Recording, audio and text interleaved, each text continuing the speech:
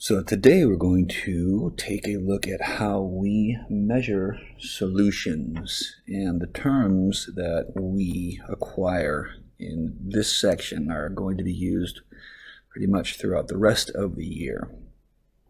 And since we're dealing with solutions, we should probably discuss how they're made, and that means that we need a couple of terms. And we want to be able to differentiate between the terms solute and solvent. And to keep them straight, I'm going to show you a technique that was taught to me about 30 years ago, and I still remember it. And to kind of get us into the mood, I'd like you to watch this clip from one of my favorite Disney movies of all time. So this clip's about 9 or so minutes long. Feel free to fast forward to the end if you don't want to watch the whole thing, because I will bring you back to the reason why I'm showing it to you, which is going to seem a little off topic at first, but I promise it's relevant. All right, so make some popcorn and check this out.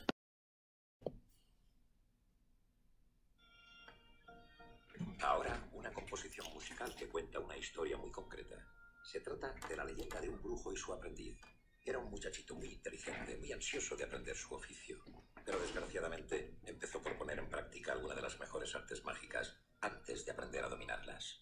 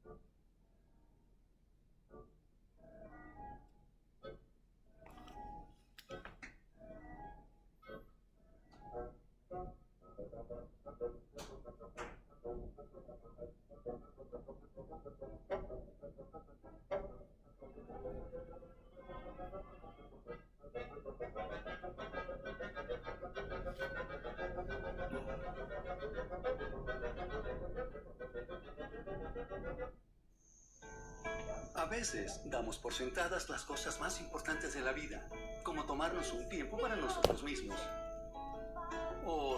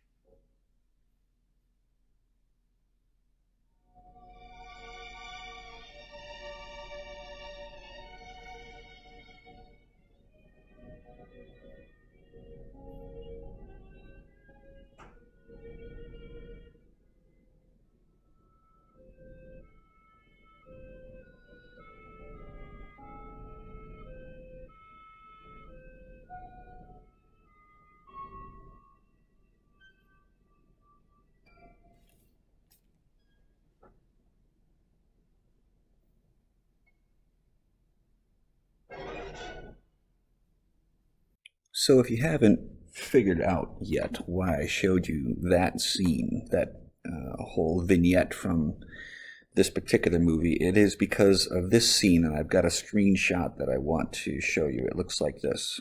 You can remember this scene of all these, for lack of a better word, possessed or animated brooms standing on this flight of stairs getting ready to do the task they were assigned. If you can hold on to that, that'll make this a bit easier. So let me get a better picture here.